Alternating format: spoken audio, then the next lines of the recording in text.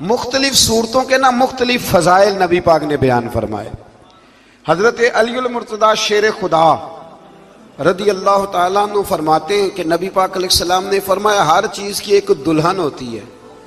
دلہن بیوی کے معنوں میں نہیں، دلہن سجی ہوئی چیز کو کہتے ہیں، عرب کے اندر دلہن ہے سجی۔ فرمایا ہر چیز کی ایک دلہن ہوتی ہے، تو فرمایا قرآن کی دلہن سورہ رحمان ہے، یہ سجی ہوئی صورت ہے یہ نا۔ اور اللہ بار بار کہتا ہے، بار بار فَبِأَيِّ آلَاءِ رَبِّكُمَا تُكَذِّبَانِ، او انسان تو اپنے رب کی کون کون سی نعمت کو جھٹلائے گا؟ پلٹ کے دیکھ تو صحیح، تو اپنے آپ کو دیکھ لے، اپنی آنکھیں دیکھ لے، اپنا گھر ہی دیکھ لے، تو غور تو کرنا ذرا۔ یہ نا بہت سارے لوگوں کو بڑی دشواری ہوتی ہے، وہ ہر وقت ہاتھ میں رومال پکڑے رہتے ہیں، کہتے ہیں جی میرے منہ سے نا کئی دفعہ قطرہ نکل جاتا ہے تھوک کا، تو کسی کے منہ پہ پڑ جاتا ہے۔ میں ایک تحقیق دیکھ رہا تھا کہ جو لبلبا ہے نا آپ کی زبان کے نیچے، اگر زبان خشک ہو جائے تو کسی کھانے کا مزہ ہی نہ آئے۔ ڈاکٹر کہتے ہیں کہ اتنی قیمتی چیز ہے یہ جو آپ کی زبان تر رہتی ہے کہ یہ سارے ذائقے جو ہیں یہ آپ کو دیتی ہے۔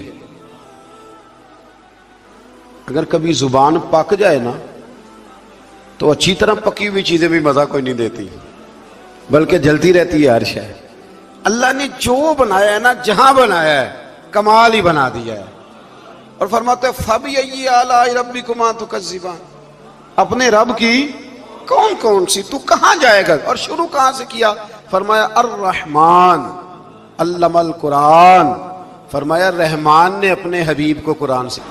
حضرت علی فرمایا کرتے تھے کہ میں اگر قرآن کی تفسیر لکھوں تو کئی اونٹ کتابوں کے بھر جائیں، پھر بھی تفسیر ختم۔ ہم پرانی بات نہیں کرتے، یہ گجرات میں مفتی احمد یار خان صاحب نعیمی حکیم الامت رحمۃ اللہ، قرآن مجید کے ایک پارے کی تفسیر لکھی تو پوری ایک جلد بن گئی۔ ابھی پنڈی کے وہ عالم حیات ہیں جو کہتے ہیں کہ ایک پارے کی ایک جلد نہیں، ایک پارے کی تو 3-4 جلدیں بن جاتی ہیں۔ اعلیٰ حضرت فاضل بریلوی سے کسی نے کہا تفسیر لکھیں، فرمانے لگے میں لکھوں گا تو پڑھے گا کون؟ فرمایا میں تو سورہ بددعا کی تفسیر لکھوں تو کئی جلدیں بن جائیں۔ اتنا وسیع۔ اور بتائیے یہ وہ لوگ ہیں جنہوں نے استادوں سے قرآن سیکھا ہے، تو جس رسول نے اللہ سے سیکھا ہے، جس نبی نے اللہ سے سیکھا ہے، اس کے آپ کیا صاحب بات کرتے ہیں علم کی، اور آپ ترازو لے کے بیٹھے ہیں، آپ کیسی بات کرتے ہیں؟ میرے محبوب کو رب کہتا ہے میں نے قرآن سکھایا ہے۔ خلق الانسان، فرمایا پہلے قرآن سکھایا ہے، پھر میں نے اس انسان کامل کو دنیا میں پیدا فرمایا ہے۔ علمہ البیان، اور پھر میں نے اسے بیان سکھایا ہے۔ یہ بیان کون سکھاتا ہے؟ یہ قرآن مجید کہہ رہا ہے بیان کون سکھاتا ہے؟ کچھ دوست ایسے ہوتے کہتے فلانا آدمی مقرر ہے جی، تو کیا مقرر آدمی جو ہوتا ہے وہ بالکل فضول آدمی ہوتا ہے؟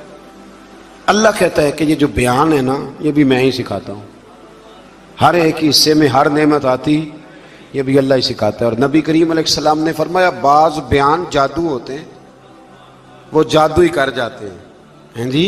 کچھ لوگ ایسے ہوتے ہیں جن کا ایک جملہ انسان سنتا ہے تو ساری زندگی کے لیے کافی ہو جاتا ہے، اللہ تاثیر کی دولت عطا کرتا ہے۔ پھر بڑی ساری باتیں رب کریم نے ارشاد فرمائیں، فرمایا علمہ البیان الشمس والقمر بحسبان، سورج اور چاند حساب کے پابند ہیں، والنجم والشجر یسجدان، آسمان کے تارے اور زمین کے درخت اسی کے سامنے سجدہ کیے ہوئے ہیں، والسماء رفعہا ووضع المیزان، آسمان اسی نے بلند کیا ہے اور میزان عدل بھی اسی نے قائم کیا ہے، اللہ تطغوا فی المیزان، تاکہ تم تولنے میں زیادتی نہ کرو، وَأَقِیمُوا الْوَزْنَ بِالْقِسْطِ وَلَا تُخْسِرُوا الْمِیزَانَ، اور فرمایا اس طرح کرو کہ وزن کو ٹھیک رکھو انصاف کے ساتھ اور تول کو کم نہ کرو۔ پھر بڑی ساری باتیں ارشاد فرمانے کے بعد فرمایا وَالْحَبُّ ذُو الْعَصْفِ وَالرَّیحان، اناج میں جو بھوسا والا ہے اور خوشبودار پھول سارے کس نے پیدا کیے؟ فرمایا فَبِأَيِّ آلَاءِ رَبِّكُمَا تُكَذِّبَانِ، تو تم اپنے رب کی کن کن نعمتوں کو جھٹلاؤ گے؟ فرمایا خلق الانسان من صلصال کالفخار، ہم نے انسان کو بجنے والی ठीकरी की मट्टी, जो बजने वाली मट्टी है ना, जो खुश्क हो जाती है, उससे पैदा फरमाया। व खलकल जान मिन मारिजिम मिन नार, और पैदा किया जान को आग के खालिद शोले से। फबिय्यि आलाई रब्बिकुमा तुकज़्ज़िबान। ये सूरत ऐसी है कि इसका एक एक लफ्ज़ पढ़ने को दिल करता है। ये सारा कुरान मजीद ही बड़ी बात है, लेकिन ये तो सूरत जो है ना हमें अपना आप याद कराती। बहरहाल अल्लाह ताला ने बार बार एक बात का जिक्र फरमाया, और इसी सूरह मुबारक में ना फिर एक सबक दिया। फरमाया डर जाओ। क्या मिलेगा या अल्लाह? फरमाया अगर तुम मेरे सामने खड़े होने से डरोगे ना तो 2 जन्नतें दूंगा। वलिमन खाफ मकाम रब्बिही जन्नतान, जो अल्लाह के सामने खड़े होने से डरेगा अल्लाह उसे 2 जन्नतें देगा। वैसे आजकल डरते तो नहीं ना लोग, डर निकल गया, बस थोड़ा सा बरादरी से डरते हैं, बरादरी से थोड़ा सा, ज्यादा नहीं, थोड़ा सा रस्म रिवाज से डरते हैं।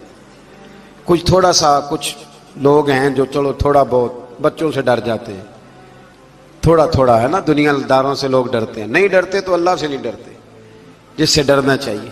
फरमाया जो रब के सामने खड़े होने से डरेगा अल्लाह उसे 2 जन्नतें अता फरमाएगा। फिर हमारे मामलात के अंदर लिल्लाहियत खत्म होती जा रही है, खुलूस नहीं रहा। करामतें हैं, कहानियां हैं, दास्तानें हैं, इल्ज़ामात हैं, झूठ है, फरेब है, फ्रॉड है, बड़ा कुछ है। अगर नहीं है तो खुलूस नहीं है। अगर नहीं है तो हमारा अल्लाह और उसके रसूल के साथ रिज़ा वाला मामला नहीं है। किसी चीज़ को उसकी हकीकत की बजाय हम तसव्वुरात की दुनिया में जाके, ख्यालात, तोहम्मात और अफवाहों की दुनिया में जाके उसको कबूल करते हैं। याद रखो, जिन लोगों की ज़िंदगियाँ अल्लाह की रज़ा के लिए थी वो लोग बड़े अच्छे थे, बड़े खुशबख्त थे, बड़े खुश नसीब थे। उन्हें बदर के मैदान में गर्दने कटाने में भी बड़ा ही मज़ा आया था उन्हें। अब देखे ना, ओहद के मैदान में जाने देने में भी उन्हें बड़ा मज़ा आया। जब आदमी में खुलूस होता है तो उसके लिए जान कुर्बान करना भी आसान हो जाता है। लेकिन जब खुलूस नहीं होता, फिर गुफ्तगू होती है, फिर बातें होती हैं, फिर दास्तानें होती हैं, फिर कहानियाँ होती हैं, फिर लबो लहजा होता है, फिर मंसूबा साजी होती है, फिर हीले बहाने, फिर सुगरे कुबरे जोड़ के लोग कहानियाँ और दास्तानें बनाते हैं। खुलूस और लिल्लाहियत के साथ अल्लाह की बारगाह में झुके, इबादतों का, रियाजतों का, तिलावतों का जितना अल्लाह हमें मौका देता है उसमें खुलूस शामिल करने की कोशिश करें, लिल्लाहियत शामिल करने की कोशिश करें, अल्लाह की रिज़ा शामिल करने की कोशिश करें। हमारे आजकल के जितने उमूर हैं उन उमूर के अंदर दुनियादारी गलबा करती चली जा रही है। हर काम में दुनियादारी की आमेज़श हो जाती है, ना चाहते हुए भी, ना इरादा करते हुए भी, बहुत सारी जगहों पे। और दुनियादारी इतनी गालिब हो गई है कि दुनिया ही दुनिया नजर आने लग गई है, दुनिया ही दुनिया। यानी कोई चीज़ कैमरे की आंख से छुप नहीं पा रही, कोई बात ऐसी नहीं जिस पर लोगों की नज़रें ना हो। कोशिश करें। और अजीब बात यह है कि दुनियादारी हो, दौलत हो तो उसको छुपा के रखा जाता है, और दीन की कोई बात हो उसको नशर करना ज़रूरी समझा जाता है ताकि लोगों को मेरे तकवे और मेरी परहेजगारी की खबर जल्दी जल्दी मिल जाए। छोड़े रियाकारियाँ, छोड़े तसन्नु। कोई भी काम करें तो पहले दिल से फतवा पूछें, पहले अपने आप से पूछें कि ये जो काम मैं कर रहा हूँ, जिस तरफ मैं जा रहा हूँ, ये बात दुरुस्त है कि नहीं। फिर जब आप समझ लें कि बात दुरुस्त है, फिर उस पर और मेहनत करें और खुलूस का मुजाहरा करें। तो ये जो हमारा मिजाज है ना, लोगों को दिखाने का, बताने का, सुनाने का, शेख अबुल अब्बास मरसी फरमाते कि मुझे कई दफ़ा महबूब करीम अलैहिस्सलाम का दीदार नसीब हुआ। मेरा और हुजूर का मामला था, फिर मैंने लोगों को बताना शुरू कर दिया। फरमाते हैं फिर उन्होंने आना छोड़ दिया, इसलिए कि कुछ बातें ऐसी होती हैं जो बताने की नहीं होती। लेकिन कुछ बंदों को बिशारतें होती बड़ी हैं, वो उन बेचारों को बदहज़मी हो जाती। वो बताएं ना जब तक 20 लोगों को, तब तक उनकी वो बदहज़मी ख़त्म। हालांकि हर चीज़ बताने की, दिखाने की, सुनाने की, हर चीज़ की वजाहत देने की नहीं होती। हर चीज़ ऐसी नहीं होती। हज़रत अबू हुरैरा जैसे लोग फरमाया करते थे, इल्म की 2 थैलियाँ, एक खोली है, दूसरी खोलो तो मुझे कत्ल कर दो। ہر چیز کو بتانے سمجھانے کی ہوتی ہے. تو خلوص دیکھیں کتنا ہے اس میں، للہیت کتنی ہے، اللہ کی رضا کتنی. میرے نبی رحمت صلی اللہ تعالی علیہ وسلم نا حضرت معاذ ابن جبل کو جب یمن کے لیے روانہ کرنے لگے تو رسول پاک علیہ السلام نے بڑی نصیحتیں فرمائیں. ان نصیحتوں میں درد بڑا تھا. کیوں؟ اس لیے کہ حضور نے انہیں بتلایا تھا کہ جب تم واپس آؤ گے تو میری تمہاری ملاقات نہیں ہوگی، تم میری قبر سے گزرو گے، ملاقات نہیں ہوگی. تو وہ جو نصیحتیں تھی نا اس موقع پر، جب آپ گویا کسی سے آخری ملاقات کر رہے ہوتے، ان نصیحتوں کے اندر جو حسن ہوتا ہے، کمال ہوتا ہے، وہ تو جاتے جاتے کی بات، لے سجنا سا توڑ نہیں پائی جان ہی دیتی راہ تیرے، وہ جو جاتے جاتے کی گفتگو ہوتی ہے، وہ جو انداز ہوتا ہے بڑا کمال ہوتا ہے. اور اس کی گہرائی اور گہرائی کو وہ سمجھ سکتا ہے جس کو وہ لمحے میسر آتے ہیں، جو اس وقت اس مقام پہ کھڑا ہوتا ہے. حضرت معاذ ابن جبل رضی اللہ تعالیٰ عنہ تڑپ کے روئے کہ حضور کیا فرما رہے ہیں. حضور کوئی خاص نصیحت تو نبی پاک نے بڑا کچھ فرمایا. ایک جملہ حضور نے یہ کہا، معاذ عمل جتنا بھی کرنا خلوص کے ساتھ کرنا. اور محبوب نے فرمایا تیرا خلوص کے ساتھ کیا ہوا تھوڑا عمل بھی رب کی بارگاہ میں زیادہ بنا کے تیرے لیے ذریعہ نجات بن جائے گا. جتنا بھی کرنا خلوص کے ساتھ کرنا. بولیے، خلوص کے ساتھ کرنا، للہیت کے ساتھ کرنا، اس کے اندر کوئی کمزوری نہ آنے پائے. للہیت کے ساتھ، خلوص کے ساتھ، رواداری کے ساتھ، پیار کے ساتھ کرنا. میرے بھائیوں، یہ سمجھنے کا مقام ہوتا ہے کہ جب ہم اللہ اور اس کے رسول صلی اللہ علیہ وسلم کی رضا کے لیے کوئی عمل کرتے ہیں تو اس کا بھی ہمارے دل کو پتہ ہوتا ہے، اور جب اندر ریاکاریاں ہوتی ہیں تو ہمارے دل کو اس کا بھی پتہ ہوتا ہے. ہمیں دونوں باتوں کی خبر ہے. اب ہمیں خود سوچنا ہے، ہمیں خود فکر کرنی ہے، غور کرنا ہے کہ ہمارا انداز. ایک بزرگ تھے امام غزالی نے لکھا ہے، انہوں نے 7 سال پورے 5 نمازیں جماعت کے ساتھ پڑھی اور پہلی صف میں تکبیر اولیٰ کے ساتھ پڑھی. 7 دن نہیں پوری پڑھی جاتی 5 نمازیں پہلی صف میں پہلی تکبیر کے ساتھ. 7 پہلی صف میں تکبیر اولیٰ کہتا ہے امام نے اللہ اکبر کہا پہلی تکبیر میں تو ہم نے بھی ساتھ ہی اللہ. پہلی صف میں 7 سال تک 5 نمازیں تکبیر اولیٰ سے بہت بڑا کارنامہ ہے، بہت بڑی بات ہے. مطلب بندہ یہاں سے اٹھ کے آتے، وضو کرتے، کوئی معاملہ آ گیا، کوئی مطلب اس کو حاجت ہو گئی استنجا وضو کی، تو وہ ٹائم نکل جاتا ہے. کئی دفعہ ایسے ہوتا ہے. 7 سال پورے نماز پڑھی تو کہتے ہیں 7 سال کے بعد نا ایک دن 8واں سال لگا ہوا تھا تو بزرگ فرماتے ہیں میں ذرا لیٹ ہو گیا، تکبیر اولیٰ تو مل گئی پر پہلی صف نہ ملی، تیسری صف میں جگہ ملی. بزرگوں کے تقوی دیکھیے گا. فرماتے ہیں تیسری صف میں نے نماز پڑھی تو میرے دل کے اندر خیال آیا یار لوگ کیا سوچیں گے کہ اتنا اچھا اس کا ریکارڈ تھا، پہلی صف میں یہ نماز پڑھتا تھا تو آج تیسری صف میں لوگ کیا سوچیں گے. فرماتے ہیں جب یہ لفظ زبان پہ آیا تو میرا ضمیر بول پڑا، جب یہ سوچ دل میں آئی تو میرا اندر تڑپ اٹھا، چھم چھم میرے آنسو نکلنے لگے، میں رویا. اور فرماتے ہیں لوگ چلے گئے اور میں نفل پڑھتا روتا رہا. میں نے کہا اللہ مجھے یوں لگتا ہے وہ 7 سال تک پہلی صف میں جو نمازیں پڑھتا رہا وہ تو لوگوں کو دکھانے کے لیے پڑھتا رہا. فرماتے ہیں میں نے 7 سال کی نمازیں قضا پڑھی، قضا نمازیں پڑھی، اس لیے کہ مجھے سمجھ آئی کہ وہ نماز اللہ کی رضا کے لیے نہیں تھی، وہ تو بندوں کو ریکارڈ بنانے کے لیے تھی. تو میں نے وہ 7 سال کی نمازیں قضا پڑھی. اور فرماتے ہیں اب دوبارہ سے جب میں جاتا ہوں تو پھر میں اپنے دل پہ غور کرتا ہوں کہ پہلی صف تکبیر اولیٰ پر یہ بتا نیت کیا ہے، یہ بتا کہ تیرا ارادہ کیا ہے. شیخ سعدی فرمایا کرتے تھے تیرے وجود کا قبلہ تو سیدھا ہے، دل کے قبلے کی بھی بات بتا. حضرت موسیٰ کلیم اللہ علیہ نبینا علیہ الصلوۃ والسلام پر اللہ کریم نے وحی فرمائی کہ اے موسیٰ، اے میرے کلیم، میرے لیے بھی کوئی کام کیا ہے؟ عرض کی اللہ میں نے نمازیں پڑھی، روزے رکھے، تبلیغ کی. فرمایا وہ تو آپ کی ذمہ داریاں تھیں، وہ تو آپ نے اپنے لیے کیا، میرے لیے بھی کچھ کیا ہے؟ رب کریم نے پوچھا موسیٰ میرے لیے بھی کچھ کیا ہے؟ عرض کی اللہ یہ سارا کچھ. فرمایا مالک تیرے لیے کیا. کہا یہ تو آپ نے اپنے لیے کیا، آپ کی ذمہ داریوں میں شامل تھا. مالک تیرے لیے کیا ہے؟ فرمایا کسی بندے سے محبت کی ہے کہ یہ اللہ کا بندہ ہے؟ کسی بندے سے محبت کی ہے کہ یہ اللہ کا بندہ ہے؟ یا کسی کے ساتھ تمہاری صرف اس لیے ناراضگی ہو کہ یہ اللہ کا نافرمان ہے، اللہ رسول کا دشمن ہے، معاذ اللہ بے ادب ہے؟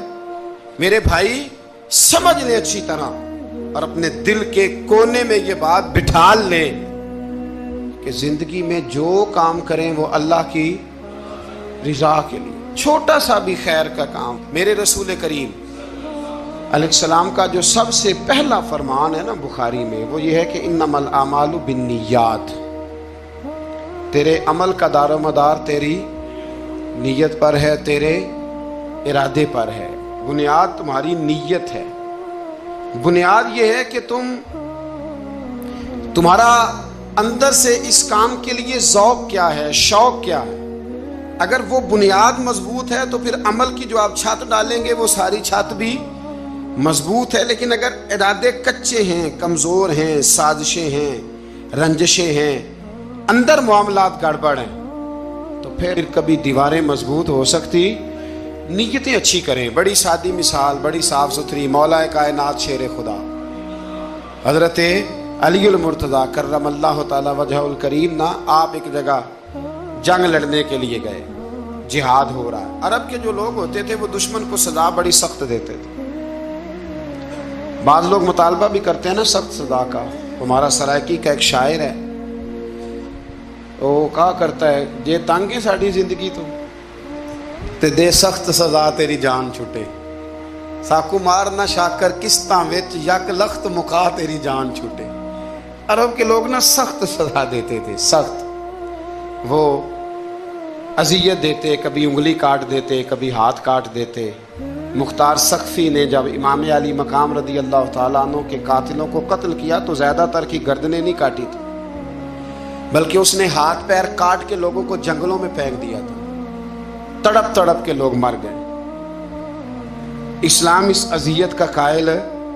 اہل عرب اذیت دیتے تھے، بلکہ دشمن جب نڈھال ہو کے گر جاتا تھا نا تو اس پر گھوڑے دوڑا دیتے تھے. گھوڑے دوڑ جاتے تھے اس پر، لاشیں مسک کر دیتے تھے، ناک کان آنکھیں نکال ڈالتے تھے، ٹکڑے کرتے تھے وجود کے، اذیت دیتے تھے. تو جب کوئی آدمی کسی کے نرغے میں آ جاتا تھا نا، قابو میں آتا تھا، تو اس کی خواہش ہوتی تھی کہ میں مارنے والے کو غصہ دلاؤں تاکہ مجھے جلدی مار دے، اذیت نہ دے، تکلیف نہ دے، مجھے جلدی مار ڈالے، جلدی قتل کر ڈالے. یہ ان کا مزاج ہوتا تھا، رویہ ہوتا تھا. حضرت مولا علی شیر خدا کرم اللہ تعالی وجہ الکریم دشمن پر غالب آ گئے. جب غالب ہوئے تو اس نے معاذ اللہ حضرت علی پر تھوک دیا. کافر تھا، اس کا ارادہ یہ تھا کہ میں حضرت علی کو غصہ دلاتا ہوں تاکہ یہ مجھے جلدی مار دے. لیکن اسے نہیں پتا تھا یہ علی ہے. اسے نہیں خبر تھی کہ یہ جو خمیر ہے نا، ان کی تربیت مدینے والے محبوب نے فرمائی ہے. یہاں جو چمک دمک ہے اس کا رنگ ساری دنیا سے نرالا ہے، انوکھا ہے، شاندار ہے، وزادار ہے، کمال ہے. کہا حضرت علی پر معاذ اللہ میں یہ کام کرتا ہوں تاکہ وہ جلدی قتل کر دیں گے. لیکن جب اس نے مولا علی کی طرف یہ نازیبا حرکت کی تو حضرت علی نہ تلوار چھوڑ کے پیچھے ہٹ گئے. توجہ کرنا، رزلٹ دیکھنا. مولا علی پیچھے ہٹ گئے اور فرمانے لگے جا تو آزاد ہے. وہ کہنے لگا میں آزاد ہوں، کس طرح، کیسے؟ تو حضرت علی فرمانے لگے میرا تیرا ذاتی جھگڑا تو کوئی نہیں نا، نہ تو نے میری زمین پہ قبضہ کیا، نہ میرا مال لوٹا، نہ میری عزت پر ہاتھ ڈالا. میرا تیرا جھگڑا اللہ کی رضا کے لیے، خالص اس لیے کہ تو اللہ کی نافرمانی کر رہا، خالصتاً اس لیے تیرا اور میرا یہ جھگڑا ہے. باقی جہاں تک تعلق اس بات کا ہے کہ اب تو نے میری ذات شامل کر دی، اب تو نے مجھے تکلیف دے دی، اب تو نے مجھے اذیت میں مبتلا کر دیا، تو حضرت مولا علی شیر خدا فرمانے لگے اب ذات آ گئی ہے میری بیچ میں، اب میری ذات بیچ میں آ گئی ہے، اب اگر میں تجھے قتل کروں گا تو لگے گا میں نے اپنے ذاتی غصے میں قتل کیا، لہٰذا اب معاملہ یہ ہے کہ میں تجھے آزاد کرتا ہوں، اب تو چھٹی کر سکتا ہے، جا سکتا ہے، دوبارہ کبھی میرے ہاتھ آئے گی تو دیکھی جائے گی۔ مولا کائنات نے اسے چھوڑ دیا، لیکن وہ حضرت علی کا غلام بن گیا، وہ غلام بن گیا۔ کہنے لگا علی اب سمجھ آئی ہے کہ دین کتنا شاندار ہے، دین کتنا اعلیٰ ہے، دین کی قدریں کتنی پاکیزہ اور کتنی حسین ہیں اور کتنا منور ہے محبوب کریم کا دین، آپ مجھے کلمہ ہی پڑھا دیں۔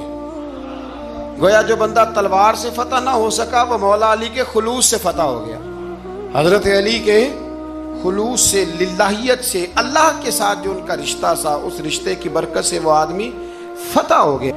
اور آپ کو پتہ ہے حج بھی آج کل ساتھ ساتھ حج ہوتا ہے، ساتھ ساتھ سیلفی ہوتی ہے، آخر تک چلتا ہے۔ ایک بزرگ تھے حضرت ابو مرتعش ان کا نام تھا، وہ فرماتے ہیں میرا چوتھا پانچواں حج تھا، نفلی حج کرنے کے لیے میں جا رہا تھا، تیاری میری مکمل ہو گئی تھی، 2-4 دنوں میں میری روانگی تھی، ارادہ میرا مضبوط تھا، معاملات سارے طے ہو گئے تھے، بس میں جانے کے قریب تھا۔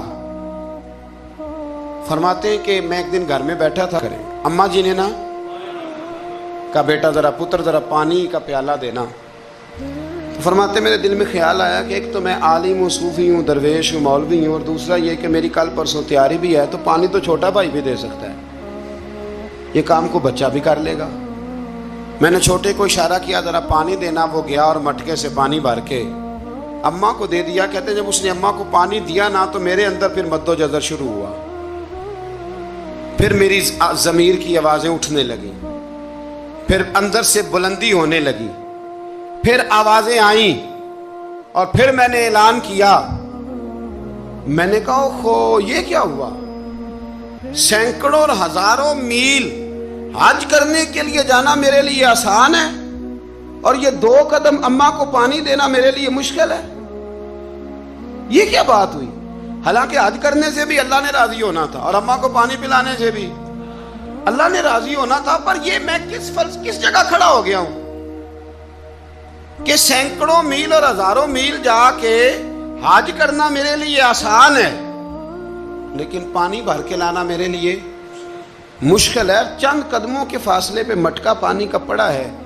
فرماتے ہیں بس اسی وقت پھر مجھے سمجھ آئی کہ وہ حج میں لوگوں نے ذرا حاجی حاجی کہنا ہے نا، حج میں لگا شور اٹھے گا نا کہ چھٹا حج کر کے آیا ہے، حج میں ذرا آوازیں اٹھیں گی نا ماشاءاللہ کیا بات ہے، پھول ڈلیں گے اور پتیاں گریں گی اور نام ہوگا، لیکن اماں کو پانی دینے سے کسی نے اعلان تو نہیں نہ کرنا، شاباش تو نہیں نہ دینی، کسی بندے نے آواز تو نہیں نہ اٹھانی۔ فرمایا میں اسی وقت اسی لمحے اٹھ کے ماں کے قدموں میں بیٹھا اور پیر پکڑ کے کہا ماں مجھے معاف کر دے۔ ماں کہنے لگی بیٹے کیا ہوا؟ میں نے کہا ماں مجھے سمجھ آ گئی، آج میرا نفلی ہے، میں اس سال نہیں جاؤں گا، اگلے سال جاؤں گا، اب یہ پورا سال میں تیری نوکری کروں گا، میں تیری خدمت کروں گا، تیرے پیر دباؤں گا، تیرے لیے کھانا لاؤں گا، میں تیری ڈیوٹی کروں گا، اس لیے کہ مجھے سمجھ آئی ہے کہ نیکی کا تصور اصل میں ہے کیا۔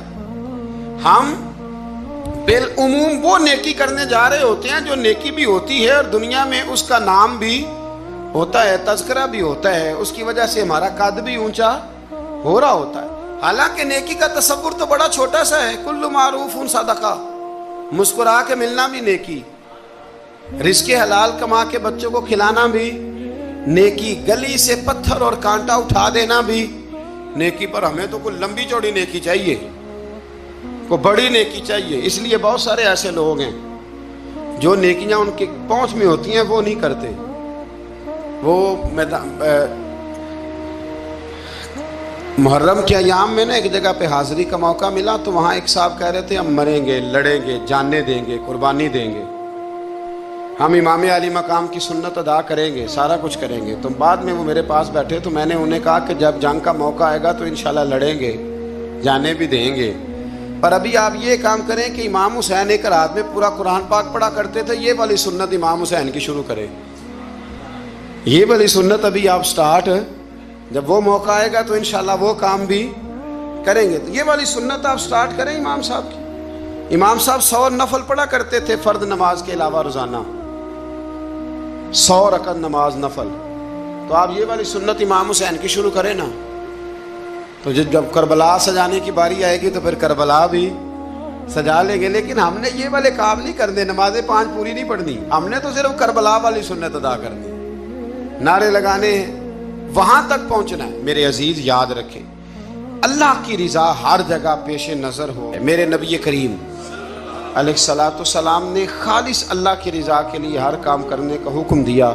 سیدہ عائشہ صدیقہ رضی اللہ تعالیٰ عنہ راوی ہیں، الترغیب و ترہیب میں حدیث ہے، پیارے حبیب کریم سید عالم صلی اللہ تعالیٰ علیہ وسلم نے ارشاد فرمایا کہ حضور ایک دن مجمع صحابہ کے مجمع میں حضور نے پوچھا، بتاؤ اسلام کی سب سے مضبوط بنیاد کیا ہے؟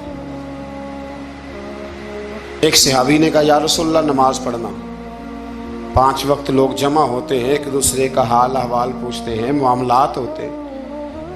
یا رسول اللہ صلی اللہ تعالیٰ علیہ وسلم مضبوط بنیاد ہے اسلام کی نماز پڑھنا، 5 وقت جمع ہونا۔ حضور نے فرمایا بات تمہاری ٹھیک ہے، پر تم میری مراد کو نہیں پہنچے۔ عرض کی حضور حج کرنا،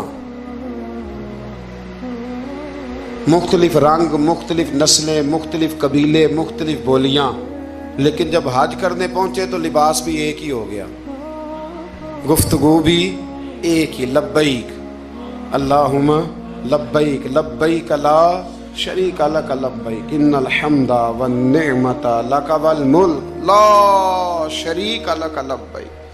ایک ہی صف میں کھڑے ہو گئے محمود و یاز، نہ کوئی بندہ رہا نہ کوئی بندہ نواز۔ نبی رحمت سید عالم صلی اللہ علیہ وسلم سے عرض کی حضور یہ حج جو ہے نا، اس میں بڑی یکسانیت ہوتی ہے، ہر رنگ ہر نسل کا آدمی ایک تسبیح کے دانے کی طرح ایک جگہ پہ پرو دیا جاتا ہے، تو لگتا ہے یہ اسلام کی مضبوط بنیاد ہے۔ محبوب فرمانے لگے بات تمہاری ٹھیک ہے، پر تم میری مراد کو نہیں پہنچے۔ عرض کی حضور پھر زکوٰۃ، صدقات، خیرات اسلام کی مضبوط بنیاد ہے۔ کیوں؟ وہ اس لیے کہ غریب امیر کو دیتا ہے، امیر غریب کو دیتا ہے، اور غریب امیر سے لیتا ہے تو ایک رشتہ بنتا ہے، ایک تعلق بنتا ہے۔ محسن کا اور احسان مند کا بڑا گہرا رشتہ ہوتا ہے، بڑا، ایک دوسرے سے پیار کرتے ہیں، ایک دوسرے کو چاہتے ہیں، ایک دوسرے کے لیے اچھے جملے بولتے ہیں، ایک دوسرے کے لیے ہمیشہ ان کے جذبات ٹھنڈے میٹھے اور اچھے ہوتے ہیں، تو لگتا ہے یہ اسلام کی مضبوط بنیاد ہے۔ حضور فرمانے لگے بات تمہاری ٹھیک ہے، اور تم میری مراد کو نہیں پہنچے۔ تو پھر صحابہ عرض کرنے لگے حضور ہماری رعایت فرما دیں، پھر ایک رحمت کی نظر کر دیں، آپ ہی بتا دیں اسلام کی مضبوط بنیاد کیا ہے۔ تو محبوب فرمانے لگے اسلام کی مضبوط بنیاد ہے اللہ کی رضا کے لیے کسی سے محبت کرنا۔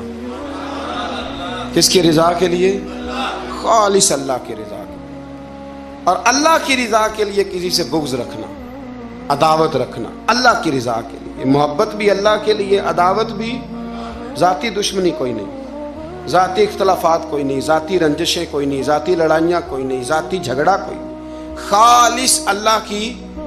ہمارے ہاں لڑائیاں ذاتی لڑی جاتی ہیں، اس نے مجھے شادی پہ دعوت نہیں دی، اس نے مجھے پروٹوکول نہیں دیا، یہ کہاں پہنچ گیا میں کہاں رہ گیا، ذاتی لڑائیاں لڑی جاتی ہیں، دینی نہیں، مذہبی نہیں، اخلاقی نہیں۔ دیکھیں آپ، چاہیے تو یہ تھا نا کہ شادی کے موقع پر یہ لڑائی نہ ہوتی کہ اس نے مجھے پوچھا کیوں نہیں، لڑائی یہ ہوتی کہ یار تو غیر شرعی کام کوئی نہ کرنا، اللہ رسول کی ناراضگی والا کام کوئی نہ کرنا، اگر تو نے کیا تو میں نے کوئی نہیں آنا، اگر تو یہ حرکت کرے گا تو پھر میرا تیرا معاملہ درست نہ رہ سکے گا۔ یہ لڑائی ہونا چاہیے تھی، نہ کہ یہ لڑائی ہوتی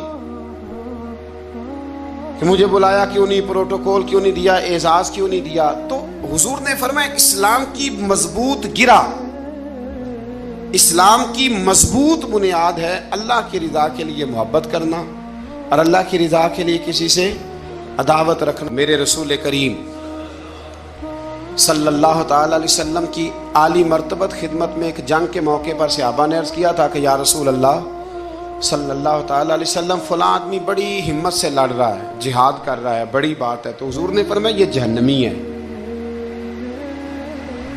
جہاد کر رہا تھا، توجہ ہے میری بات پر؟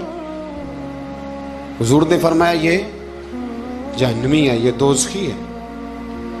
یہ بندہ جنتی نہیں۔ جب سرکار دو عالم صلی اللہ تعالی علیہ وسلم نے یہ بات ارشاد فرمائی تو صحابہ کہتے ہیں ہمیں تجسس ہوا کہ یہ کیا بات ہوئی، اتنی ہمت سے، جوان مردی سے، اتنی وہ دلیری سے لڑ رہا ہے اور حضور نے فرما دیا دوزخی ہے۔ کیسے دوزخی کیسے؟ تو ایک صحابی کہنے لگے میں اس کا پیچھا کرنے لگا، جب پیچھا کرنے لگا تو اس پر نہ کچھ زخم کاری لگ گئے تھے، زخم گہرے تھے، وہ زخموں کو برداشت نہ کر سکا اور ایک مقام ایسا آیا کہ اس نے خود اپنے پیٹ میں خنجر لگا کے، پیوست کر کے، خنجر مار کے یا تلوار مار کے یا نیزہ مار کے اس نے خودکشی کر لی، زخموں کی تاب نہ لا سکا۔ حضور نے فرمایا تھا کہ یہ جہنمی ہے، تو اس کی وہ جو بات تھی وہ صادق ہو گئی۔ کہتے ہیں میں فوراً بولا، میں نے کہا میرے محبوب جو فرماتے ہیں حق اور سچ ہی فرماتے ہیں، دیکھو کس موت مرا ہے۔ اب اس پر مفسرین نے لکھا ہے کہ وہ بندہ جو گھر سے نکلا تھا نا، تو وہ دین کے لیے لڑنے نہیں نکلا تھا، وہ قومیت کے لیے لڑنے آیا تھا کہ میرا سارا قبیلہ گیا ہے تو مجھے بھی جانا چاہیے، ہماری قوم سے فلانی قوم ٹکرائی ہے تو لہذا ہمیں۔ اس کی نیت میں، ارادے میں دین، للہیت اور خلوص شامل ہے۔ اس کی دلیل وہ حدیث ہے جس میں حضور نے فرمایا کہ عالم بھی، سخی بھی اور شہید بھی اس وجہ سے جہنم میں جائیں گے معاذ اللہ کہ ان کی خدمات کی وجہ اللہ کی رضا نہیں تھی، خدمات کی وجہ ذاتی شہرت تھی، بہادری کے دعوے تھے، سخاوت کا سبب یہ تھا کہ لوگ انہیں سخی کہیں۔ خلوص والا جو عمل ہوتا ہے نا، خلوص والا، وہ تو بڑا تھوڑا بھی ہو تو قبول ہوتا ہے، اس میں بڑی دیکھیں نا، اللہ کی بارگاہ میں مقدار نہیں دیکھی جاتی، معیار دیکھا جاتا ہے، مقدار نہیں دیکھی جاتی، معیار دیکھا جاتا ہے۔ نبی کریم علیہ السلام نے ایک جنگ کے موقع پہ اعلان کیا کہ ہر بندہ چندے میں حصہ دے، قحط کا زمانہ ہے، بہت زیادہ مال کی ضرورت ہے، ہر آدمی آئے حصہ ڈالے، آگے بڑھے۔ جب سرور دو عالم صلی اللہ تعالی علیہ وسلم نے یہ اعلان فرمایا، حضور نے حکم دیا تو بڑا بڑا مال دیا۔ حضرت عثمان غنی نے کئی سو اونٹ دیے مال کے بھر کے، حضرت صدیق اکبر نے بھی بڑا دیا، فاروق اعظم نے بھی آدھا مال دیا، حضرت عبد الرحمن ابن عوف جیسے لوگوں نے ہزاروں اور لاکھوں دینار دیے۔ ایک غریب صحابی تھے، وہ فرماتے میں نے زور سے عصر تک یہودی کے باغ میں مزدوری کی، چند کلو کھجوریں ملی تو لا کے میں نے حضور کی بارگاہ میں نذرانہ پیش کیا۔ فرماتے میرے دل میں خیال تھا کہ وہ میری اٹی کیا کرے گی، میرا ایک قطرہ کیا کرے گا، جہاں لوگوں نے لاکھوں دیے، ہزاروں دیے تو کیا بنے گا۔